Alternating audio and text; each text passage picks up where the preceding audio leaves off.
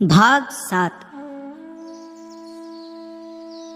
जेठ की उदास और गर्म संध्या सिमरी की सड़कों और गलियों में पानी के छिड़काव से शीतल और प्रसन्न हो रही थी। मंडप के चारों तरफ फूलों और पौधों के गमले सजा दिए गए थे और बिजली के पंखे चल रहे थे। राय साहब अपने कारखाने में बिजली बनवा लेते थे। उनके सिपाही पीली वर्दियां डाटे, नीले साफे बांधे जनता पर रौब जमाते फिरते थे। नौकर उजले कुर्ते पहने और केसरिया पाग बांधे मेहमानों और मुखियों का आदर सत्कार कर रहे थे। उसी वक्त एक मोटर सिंह द्वार के सामने आकर रुकी और उसमें से 3 महानुभाव उतरे। वो जो खद्दर का कुर्ता और चप्पल पहने हुए हैं ना, उनका नाम पंडित ओमकार नाथ है। आप दैनिक पत्र बिजली के यशस्वी संपादक हैं, जिन्हें देश चिंता ने घुला डाला है। दूसरे महाशय जो कोट पैंट में हैं, वो तो वकील हैं, पर वकालत न चलने के कारण एक बीमा कंपनी की दलाली करते हैं और ताल्लुकेदारों को महाजनों और बैंकों से कर्ज दिलाने में वकालत से कहीं ज्यादा कमाई करते हैं। इनका नाम है श्याम बिहारी तनखा। और तीसरे सज्जन जो रेशमी अचकन और तंग पजामा पहने हुए हैं, मिस्टर बी मेहता, यूनिवर्सिटी में दर्शन शास्त्र के अध्यापक हैं।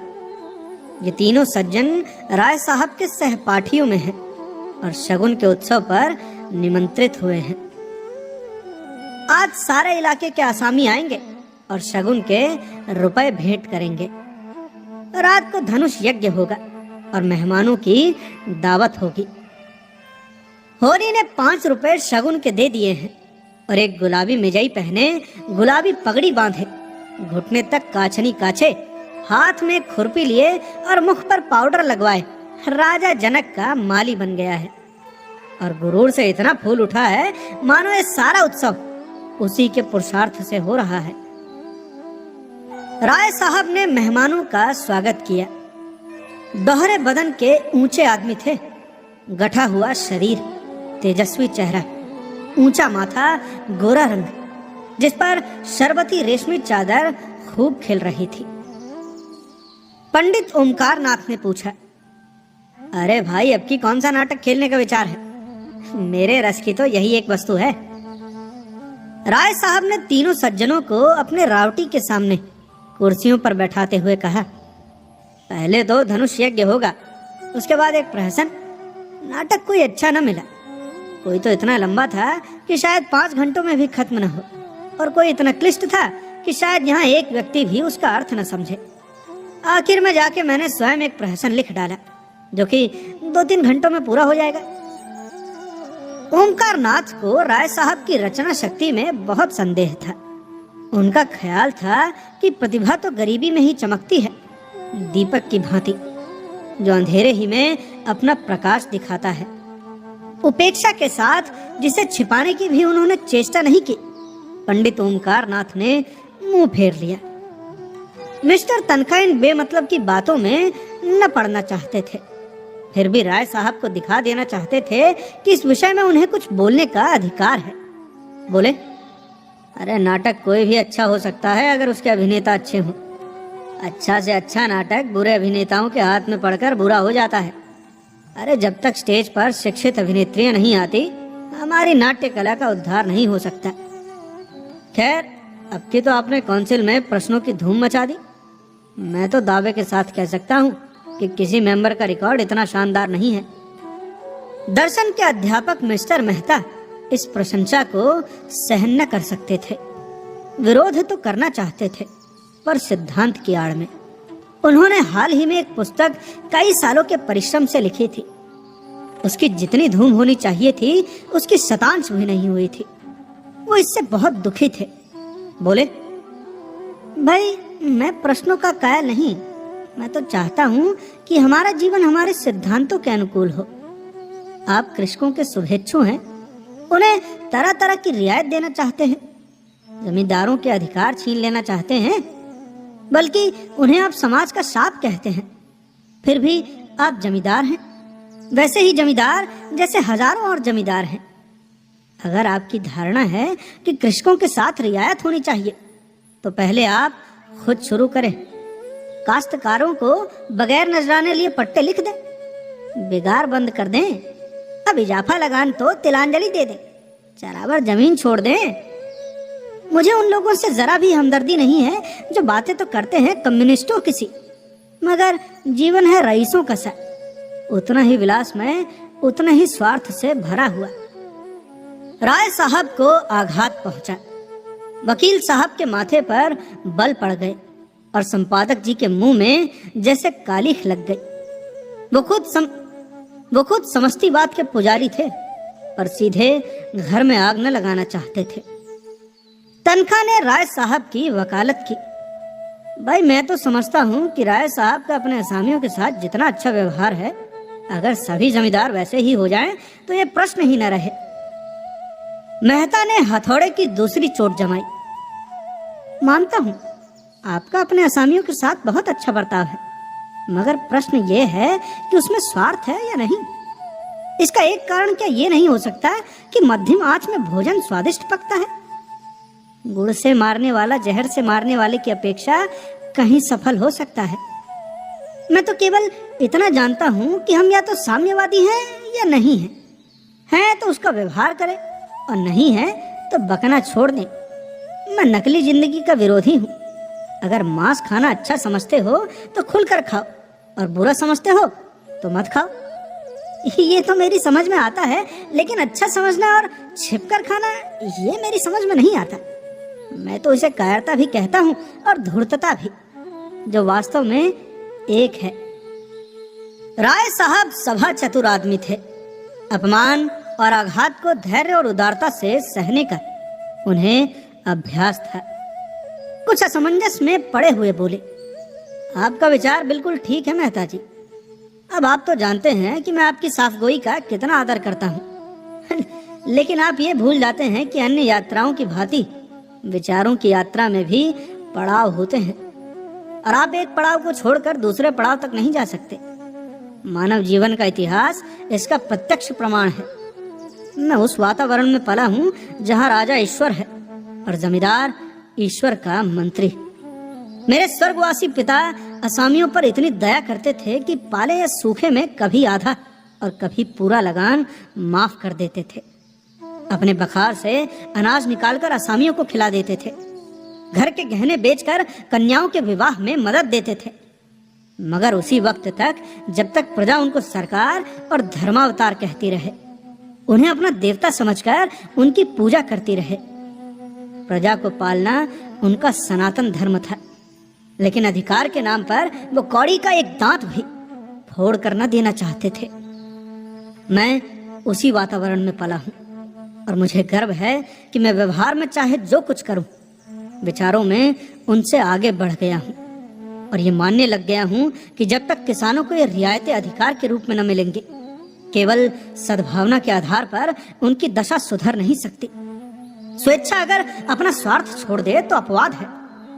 मैं खुद सद्भावना करते हुए भी स्वार्थ नहीं छोड़ सकता और चाहता हूं कि हमारे वर्ग को शासन और नीति के बल से अपना स्वार्थ छोड़ने के लिए मजबूर कर दिया जाए। इसे आप कायरता कहेंगे, मैं इसे विवशता कहता हूं।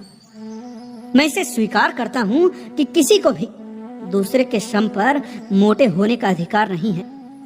उपजीवी होना घोर लज्जा की बात है। कर्म करना प्राणी मात्र का धर्म है। समाज की ऐसी व्यवस्था जिसमें कुछ लोग मौज करें और अधिक लोग पिसे और खपे कभी सुखद नहीं हो सकती। पूंजी और शिक्षा, जिसे मैं पूंजी का ही एक रूप समझता हूँ, इनका किला जितनी जल्द टूट जाए उतना ही अच्छा है। जिन्हें पेट की रोटी मैसर नहीं, उनके अफसर और नियोजक 10-10, 5-5 हजार फटकारे। ये हास्यास्पद है और फिर लज्जास्पद भी। इस व्यवस्था ने हम जमींदारों में कितनी विलासिता, कितना दुराचार, कितनी पराधीनता और कितनी निर्लज्जता भर दी है, ये मैं खूब जानता हूँ। लेकिन मैं इन कारणों से इस व्यवस्था का विरोध नहीं करता। मेरा तो ये कहना है कि अपने स्वार्थ की दृष्टि से भी इसका अनुमोदन नहीं किया जा सकता। इस शान को निभाने के लिए हमें अपनी आत्मा की इतनी हत्या करनी पड़ती है कि हम में आत्माभिमान का नाम भी नहीं रहा। हम अपने असामियों को लूटने के लिए मजबूर हैं। अगर अफसरों को कीमती कीमती डालियां न दें तो बागी समझे जाएं, शान से न रहें तो कंजूस कहलाए। प्रगति की जरा सी आहट पाते ही हम कांप उठते हैं और अफसरों के पास फरियाद लेकर दौड़ते हैं कि हमारी रक्षा कीजिए। हमें अपने ऊपर विश्वास नहीं रहा, नहीं पुरुषार्थ ही रह गया। बस हमारी दशा उन बच्चों की सी है जिन्हें चम्मच से दूध पिलाकर पाला जाता है, बाहर से मोटे, अंदर से दुर्बल, सत्वहीन और मोहताज। मेहता ने ताली बजाकर कहा, हियर, आपकी जबान में जितनी बुद्धि है काश उसकी आधी भी मस्तिष्क में होती। खेद तो यही है कि सब कुछ समझते हुए भी आप अपने विचारों को व्यवहार में नहीं लाते। ओमकारनाथ बोले, अकेला चना भाड़ नहीं फोड़ सकता मिस्टर मेहता। हमें समय के साथ चलना भी है और उसे अपने साथ चलाना भी। बुरे कामों में ही सहयोग की जरूरत नहीं होती, अच्छे कामों के लिए भी सहयोग उतना ही जरूरी है। आप ही क्यों 800 रुपए महीने हड़पते हैं जब आपके करोड़ों भाई केवल 8 रुपए में अपना निर्वाह कर रहे हैं। राय साहब ने ऊपरी खेद लेकिन भीतरी संतोष से संपादक जी को देखा और बोले, व्यक्तिगत बातों पर आलोचना न की जाए संपादक जी, हम यहाँ समाज की व्यवस्था पर विचार कर रहे हैं। मिस्टर मेहता उसी ठंडे मन से बोले, नहीं नहीं, मैं इसे बुरा नहीं समझता। समाज व्यक्ति से ही बनता है और व्यक्ति को भूलकर हम किसी व्यवस्था पर विचार नहीं कर सकते। मैं इसलिए इतना वेतन लेता हूँ कि मेरा इस व्यवस्था पर विश्वास नहीं है। संपादक जी को अचंभा हुआ, अच्छा तो आप वर्तमान व्यवस्था के समर्थक हैं? मैं इस सिद्धांत का समर्थक हूँ कि संसार में छोटे बड़े हमेशा रहेंगे और उन्हें हमेशा रहना चाहिए। इसे मिटाने की चेष्टा करना मानव जाति के सर्वनाश का कारण होगा। कुश्ती का जोड़ बदल गया। राय साहब किनारे खड़े हो गए, संपादक जी मैदान में उतरे। अरे आप 20वीं शताब्दी में भी ऊंच नीच को भेद मानते हैं? जी हाँ, मानता हूँ और बड़े जोरों से मानता हूँ। जिस मत से आप समर्थक हैं वो भी तो कोई नई चीज नहीं। जब से मनुष्य में ममत्व का विकास हुआ तभी से उस मत का जन्म हुआ। बुद्ध और प्लेटो और ईसा सभी समाज में समता प्रवर्तक थे। यूनान और रोम और सीरियाई सभी सभ्यताओं ने उसकी परीक्षा की, पर अप्राकृतिक होने के कारण कभी वो स्थायी न बन सके। आपकी बातें सुनकर तो मुझे आश्चर्य हो रहा है। अरे कोई नहीं, आश्चर्य ज्ञान का दूसरा नाम है। मैं आपका कृतज्ञ हूँ अगर आप इस विषय पर कोई लेखमाला शुरू कर दें। जी मैं इतना अहमक नहीं हूँ, अच्छी रकम दिलवाइए तो अलबत्ता। अरे आपने तो सिद्धांत ही ऐसा लिया है कि खुले खजाने पब्लिक को लूट सकते हैं। मुझ में और आप में अंतर इतना ही है कि मैं जो कुछ मानता हूँ उस पर चलता हूँ। आप लोग मानते कुछ हैं और करते कुछ हैं। धन को आप किसी अन्याय से बराबर फैला सकते हैं, लेकिन बुद्धि को, चरित्र को, रूप को, प्रतिभा को और बल को बराबर फैलाना तो आपकी शक्ति के बाहर है। अब छोटे बड़े का भेद केवल धन से ही तो नहीं होता। मैंने बड़े बड़े धन कुबेरों को भिक्षुकों के सामने घुटने टेकते देखा है और आपने भी देखा होगा। रूप के चौखट पर बड़े बड़े महीप नाक रगड़ते हैं। क्या ये सामाजिक विषमता नहीं है? आप रूस की मिसाल देंगे, वहां इसके सिवाय और क्या है कि मिल के मालिक ने राज कर्मचारी का रूप ले लिया है। बुद्धि तब भी राज करती थी, अब भी राज करती है और आगे भी हमेशा करेगी। तस्तरी में पान आ गए थे। राय साहब ने मेहमानों को पान और इलायची देते हुए कहा, अरे बुद्धि अगर स्वार्थ से मुक्त हो तो हमें उसकी प्रभुता मानने से कोई आपत्ति नहीं। समाजवाद का यही आदर्श है। हम साधु महात्माओं के सामने इसलिए सिर झुकाते हैं कि उनमें त्याग का बल है। इसी तरह हम बुद्धि के हाथ में अधिकार भी देना चाहते हैं, सम्मान भी, नेतृत्व भी, लेकिन संपत्ति किसी तरह नहीं। बुद्धि का अधिकार और सम्मान व्यक्ति के साथ चला जाता है, लेकिन उसकी संपत्ति विष बोने के लिए उसके बाद और भी प्रबल हो जाती है। बुद्धि के बगैर किसी समाज का संचालन नहीं हो सकता। हम तो केवल इस बिच्छू का डंक तोड़ देना चाहते हैं। ये बातें हो ही रही थी कि दूसरी मोटर आ पहुंची और उसमें से मिस्टर खन्ना उतरे, जो एक बैंक के मैनेजर और शक्कर मिल के मैनेजिंग डायरेक्टर हैं। 2 देवियां भी उनके साथ थी। राय साहब ने दोनों देवियों को उतारा। अब वो जो खद्दर की साड़ी पहने बहुत गंभीर और विचारशील सी है, मिस्टर खन्ना की पत्नी कामिनी खन्ना है। और दूसरी महिला जो ऊंची एड़ी का जूता पहने हुए हैं और जिनके मुख छवि पर हंसी फूटी पड़ती है, मिस मालती हैं। आप इंग्लैंड से डॉक्टरी पढ़ आई हैं और अब प्रैक्टिस करती हैं। ताल्लुकेदारों के महलों में उनका बहुत प्रवेश है। आप नवयुग की साक्षात प्रतिमा हैं। गात कोमल और चपलता कूट कूट कर भरी हुई। झिझक या संकोच का कहीं नाम नहीं। मेकअप में प्रवीण, बला की हाजिर जवाब, पुरुष मनोविज्ञान की अच्छी जानकार, आमोद प्रमोद को जीवन का तत्व समझने वाली, लुभाने और रिझाने की कला में निपुण। जहां आत्मा का स्थान है वहां प्रदर्शन, जहां हृदय का स्थान है वहां हाव भाव, मनोद्गारों पर कठोर निग्रह, जिसमें इच्छा या अभिलाषा का लोप सा हो गया हो। आपने मिस्टर मेहता से हाथ मिलाते हुए कहा, सच कहती हूँ, आप सूरत से ही फिलासफर मालूम होते हैं। इस नई रचना में तो आपने आत्मवादियों को उधेड़ कर रख दिया। पढ़ते पढ़ते कई बार मेरे जी में ऐसा आया कि आपसे लड़ जाऊं। फिलासफरों में सहृदयता क्यों गायब हो जाती है? मेहता झेप गए। बिना ब्याहे थे और नवयुग की रमणियों से पनाह मांगते थे। पुरुषों की मंडली में खूब चहकते थे, मगर ज्यों ही कोई महिला आई और आपकी जबान बंद हुई, जैसे बुद्धि पर ताला लग जाता था। स्त्रियों से शिष्ट व्यवहार तक करने की सुध न रहती थी। मिस्टर खन्ना ने पूछा, फिलोसोफरों की सूरत में क्या खास बात होती है देवी जी? मालती ने मेहता की ओर दया भाव से देखकर कहा, मिस्टर मेहता बुरा न माने तो बतला दूं। खन्ना मिस मालती के उपासकों में थे। जहां मिस मालती जाएं, वहां खन्ना का पहुंचना लाजिम था। उनके आसपास भौरों की तरह मंडराते रहते थे। हर समय उनकी यही इच्छा रहती थी कि मालती से अधिक वही बोले, उनकी निगाह अधिक से अधिक उन्हीं पर रहे।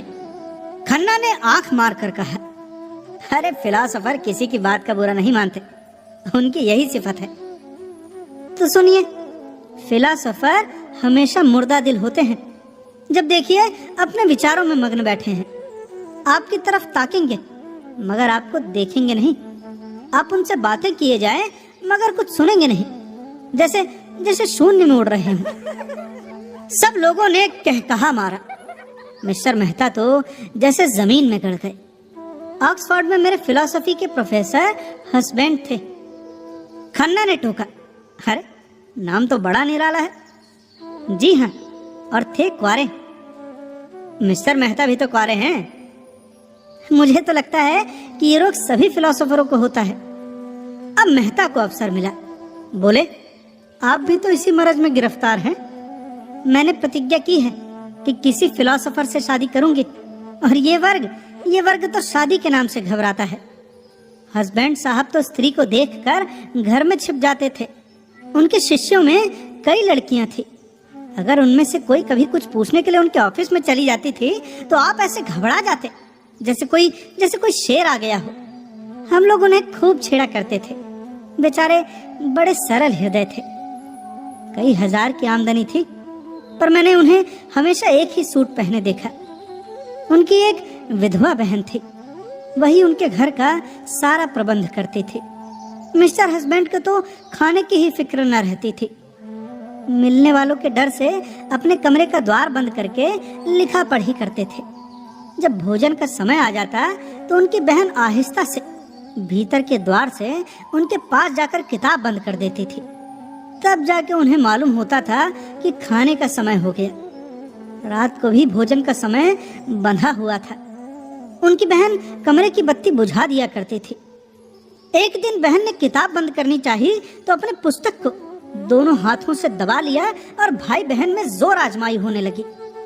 आखिर में बहन उनकी पहिएदार कुर्सी को खींचकर भोजन के कमरे में लाई। तभी बीच में राय साहब बोले, अरे भाई, मगर मेहता साहब तो बड़े खुश मिजाज और मिलनसार हैं, नहीं तो इस हंगामे में क्यों आते?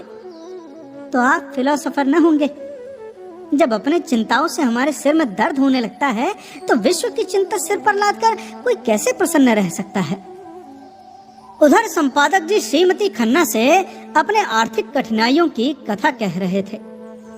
बस यूं समझिए श्रीमती जी कि संपादक का जीवन एक दीर्घ विलाप है, जिसे सुनकर लोग दया करने के बदले कानों पर हाथ रख लेते हैं।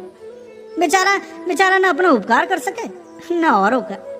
पब्लिक उससे आशा तो ये रखती है कि हर एक आंदोलन में वो सबसे आगे रहे, जेल जाए, मार खाए, घर के माल असबाब की कुड़की कराए। ये उसका धर्म समझा जाता है, लेकिन उसकी कठिनाइयों की ओर किसी का ध्यान नहीं। हो तो वो सब कुछ, उसे हर एक विद्या, हर एक कला में पारंगत होना चाहिए, लेकिन उसे जीवित रहने का अधिकार नहीं। अच्छा ये बताइए, आप तो आजकल कुछ लिखते ही नहीं। अरे आपकी सेवा करने का जो थोड़ा सा सौभाग्य मुझे मिल सकता है, उससे मुझे क्यों वंचित रखती हैं? मिसेस खन्ना को कविता लिखने का शौक था।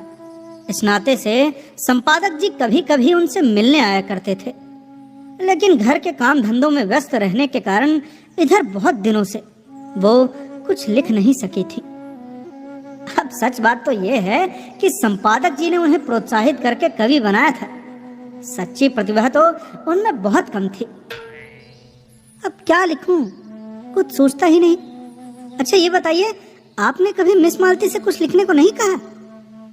संपादक जी उपेक्षा भाव से बोले, अरे उनका समय मूल्यवान है कामिनी देवी।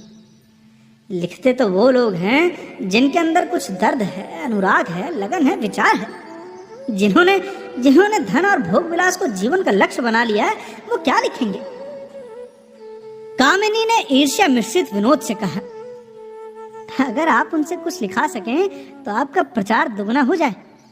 लखनऊ में तो ऐसा कोई रसिक नहीं है जो आपका ग्राहक न बन जाए। अरे देवी जी, अगर धन मेरे जीवन का आदर्श होता तो आज मैं इस दशा में न होता। मुझे भी धन कमाने की कला आती है। आज चाहूं तो लाखों कमा सकता हूँ, लेकिन यहाँ तो धन को कभी कुछ समझा ही नहीं। साहित्य की सेवा अपने जीवन का ध्येय है और रहेगा। अरे कम से कम मेरा नाम तो ग्राहकों में लिखवा दीजिए। अरे आपका नाम ग्राहकों में नहीं, संरक्षकों में लिखूंगा। संरक्षकों में रानियों महारानियों को रखिए, जिनकी थोड़ी सी खुशामद करके आप अपने पत्र को लाभ की चीज बना सकते हैं। अरे मेरी रानी महारानी आप ही हैं। मैं तो आपके सामने किसी रानी महारानी की हकीकत नहीं समझता। जिसमें दया और विवेक है वही मेरी रानी है। खुशामद से मुझे घृणा है। कामिनी ने चुटकी ली, लेकिन मेरी खुशामद तो आप कर रहे हैं संपादक जी। संपादक जी ने गंभीर होकर श्रद्धापूर्ण स्वर में कहा, ये खुशामद नहीं है देवी जी, हृदय के सच्चे उद्गार हैं। तभी पीछे से राय साहब ने पुकारा, अरे संपादक जी जरा इधर तो आइए, मिस मालती आपसे कुछ कहना चाहती हैं। संपादक जी की वो सारी एकड़ गायब हो गई। नम्रता और विनय की मूर्ति बने हुए आकर खड़े हो गए। मालती ने उन्हें सदै नेत्रों से देख कर कहा, मैं भी कह रही थी कि दुनिया में मुझे सबसे ज्यादा डर संपादकों से लगता है। आप लोग जिसे चाहें एक क्षण में बिगाड़ दें। मुझी से चीफ सेक्रेटरी साहब ने एक बार कहा, अगर मैं इस बड़ी ओमकार नाथ को जेल में बंद कर सकूं तो अपने को भाग्यवान समझूं। ओमकार नाथ की बड़ी बड़ी मूछें खड़ी हो गई, आंखों में गर्व की ज्योति चमक उठी। यों वो बहुत ही शांत प्रकृति के आदमी थे, लेकिन ललकार सुनकर उनका पुरुषत्व उत्तेजित हो जाता था। दृढ़ता भरे स्वर में बोले, अरे इस कृपा के लिए आपका कृतज्ञ हूँ। उस बज्म में यानी सभा में अपना जिक्र तो आता है, चाहे किसी तरह। आप सेक्रेटरी महोदय से कह दीजिएगा कि ओमकार नाथ उन आदमियों में से नहीं है जो इन धमकियों से डर जाए। उसकी कलम तो उसी वक्त विश्राम लेगी जब उसकी जीवन यात्रा समाप्त हो जाएगी। उसने अनीति और स्वेच्छार को जड़ से खोद कर फेंक देने का जिम्मा लिया है। मिस मालती ने और उकसाया, मगर मेरी समझ में आपकी ये नीति नहीं आती कि जब आप मामूली शिष्टाचार से अधिकारियों का सहयोग प्राप्त कर सकते हैं तो क्यों उनसे कन्नी काटते हैं। अगर आप अपनी आलोचनाओं में आग और विष जरा कम कर दें तो मैं वादा करती हूँ कि आपको गवर्नमेंट से काफी मदद दिला सकती हूँ।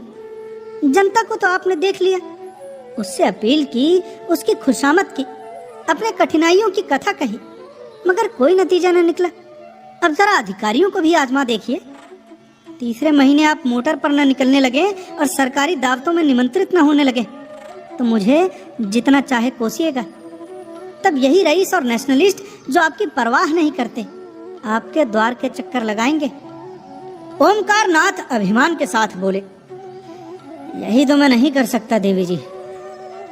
मैंने अपने सिद्धांतों को सदैव ऊंचा और पवित्र रखा है और जीते जी उनकी रक्षा करूंगा। दौलत के पुजारी तो गली गली मिलेंगे, मैं सिद्धांत के पुजारियों में हूं। मैं तो इसे दंभ कहती हूँ। आपकी इच्छा? अच्छा, तो धन की आपको परवाह नहीं? सिद्धांतों का खून करके तो बिल्कुल नहीं। तो आपके पत्र में विदेशी वस्तुओं के विज्ञापन क्यों होते हैं? मैंने किसी भी दूसरे पत्र में इतने विदेशी विज्ञापन नहीं देखे। आप बनते तो हैं आदर्शवादी और सिद्धांतवादी, पर अपने फायदे के लिए देश का धन विदेश भेजते हुए आपको जरा भी खेद नहीं होता। आप किसी भी तर्क से इस नीति का समर्थन नहीं कर सकते। ओमकार नाथ के पास सचमुच कोई जवाब न था। उन्हें बगले झांकते देखकर राय साहब ने उनकी हिमायत की। तो आखिर आप चाहते क्या हैं? अब इधर से भी मारे जाएं और उधर से भी मारे जाएं तो पत्र कैसे चले? मिस मालती ने दया करना न सीखा था। बोली, पत्र नहीं चलता तो बंद कीजिए। अपना पत्र चलाने के लिए आपको विदेशी वस्तुओं के प्रचार का कोई अधिकार नहीं। अगर आप मजबूर हैं तो सिद्धांत का ढोंग छोड़िए। मैं तो सिद्धांतवादी पत्रों को देखकर जल उठती हूँ। जी चाहता है दिए सलाई दिखा दूं। जो व्यक्ति कर्म और वचन में सामंजस्य नहीं रख सकता वो और चाहे जो कुछ हो सिद्धांतवादी नहीं है। मेहता खिल उठा। थोड़ी देर पहले उन्होंने खुद इसी विचार का प्रतिपादन किया था। उन्हें मालूम हुआ कि इस रमणी में विचार की भी शक्ति है, केवल तितली नहीं। संकोच जाता रहा। यही बात तो मैं अभी कह रहा था। विचार और व्यवहार में सामंजस्य का न होना धूर्तता है, मक्कारी है। मिस मालती प्रसन्न मुख से बोली, तो इस विषय में आप और मैं एक हैं और मैं भी फिलोसोफर होने का दावा कर सकती हूँ। खन्ना की जीभ में खुजली हो रही थी। बोले, आपका तो एक एक अंग फिलॉसफी में डूबा हुआ है। मालती ने उनकी लगाम खींची। अच्छा, आपको भी फिलॉसफी में दखल है? मैं तो समझती थी आप बहुत पहले ही फिलॉसफी को गंगा में डुबो बैठे। नहीं, आप इतने बैंकों और कंपनियों के डायरेक्टर न होते। राय साहब ने खन्ना को संभाला। तो क्या आप समझती हैं कि फिलोसोफरों को हमेशा फाके मस्त रहना चाहिए? जी हाँ, फिलोसोफर अगर मुंह पर विजय न पा सके तो फिलोसोफर कैसा है? तो फिर इस लिहाज से तो शायद मिस्टर मेहता भी फिलोसोफर न ठहरे। मेहता ने जैसे आस्तीन चढ़ाकर कहा, मैंने तो कभी ये दावा नहीं किया राय साहब। मैं तो इतना ही जानता हूँ कि जिन औजारों से लोहार काम करता है उन्हीं औजारों से सोनार नहीं करता। क्या आप चाहते हैं कि आम भी उसी दशा में फले फूले जिसमें बबूल या ताड़? अरे मेरे लिए धन केवल उन सुविधाओं का नाम है जिनमें मैं अपना जीवन सार्थक कर सकूं। धन मेरे लिए फलने फूलने वाली चीज नहीं, केवल साधन है। मुझे धन की बिल्कुल इच्छा नहीं। आप वो साधन जुटा दें जिसमें मैं अपने जीवन का उपयोग कर सकूं। ओमकार नाथ समष्टिवादी थे। व्यक्ति की इस प्रधानता को कैसे स्वीकार करते? अरे इसी तरह तो हर एक मजदूर कह सकता है कि उसे काम करने की सुविधाओं के लिए 1000 महीने की जरूरत है। अगर आप समझते हैं कि उस मजदूर के बगैर आपका काम नहीं चल सकता तो आपको वो सुविधाएं देनी पड़ेंगी। अगर वही काम दूसरा मजदूर थोड़ी सी मजदूरी में कर दे तो कोई वजह नहीं कि आप पहले मजदूर की खुशामद करें। अरे भाई, अगर मजदूरों के हाथ में अधिकार होता तो मजदूरों के लिए स्त्री और शराब भी उतनी ही जरूरी सुविधा हो जाती जितनी फिलोसोफरों के लिए। तो आप विश्वास मानिए, मैं उनसे ईर्ष्या न करता। अरे जब आपका जीवन सार्थक करने के लिए स्त्री इतनी आवश्यक है तो आप शादी क्यों नहीं कर लेते? मेहता ने निसंकोच भाव से कहा। इसलिए कि मैं समझता हूँ मुक्त भोग आत्मा के विकास में बाधक नहीं होती। विवाह तो आत्मा को और जीवन को पिंजरे में बंद कर देता है। खन्ना ने इसका समर्थन किया। बंधन और निग्रह पुरानी थ्योरियां हैं, नई थ्योरी है मुक्त भोग। मालती ने चोटी पकड़ी। तो अब तो मिसेज खन्ना को तलाक के लिए तैयार रहना चाहिए। अरे तलाक का बिल तो हो। शायद उसका पहला उपयोग आप ही करेंगे। कामिनी ने मालती की ओर विष भरी आंखों से देखा और मुंह सिकोड़ लिया, मानो कह रही है, खन्ना तुम्हें मुबारक रहे, मुझे परवाह नहीं। मालती ने मेहता की तरफ देखकर कहा, इस विषय में आपके क्या विचार है मिस्टर मेहता? मेहता गंभीर हो गए। वो किसी प्रश्न पर अपना मत प्रकट करते थे तो जैसे अपनी सारी आत्मा उसमें डाल देते थे। जहां तक मेरा विचार है, विवाह को मैं सामाजिक समझौता समझता हूँ और उसे तोड़ने का अधिकार न पुरुष को है न स्त्री को। समझौता करने के पहले आप स्वाधीन हैं, समझौता हो जाने के बाद आपके हाथ कट जाते हैं। तो आप तलाक के विरोधी हैं क्या? पक्का विरोधी। और मुक्त भोग वाला सिद्धांत, वो उनके लिए है जो विवाह नहीं करना चाहते। अरे अपनी आत्मा का संपूर्ण विकास सभी चाहते हैं, फिर विवाह कौन करे और क्यों करे? इसलिए कि मुक्ति सभी चाहते हैं, पर ऐसे बहुत कम हैं जो लोभ से अपना गला छुड़ा सके। अच्छा, तो आप श्रेष्ठ किसे समझते हैं, विवाहित जीवन को या अविवाहित जीवन को? समाज की दृष्टि से विवाहित जीवन को और व्यक्ति की दृष्टि से अविवाहित जीवन को।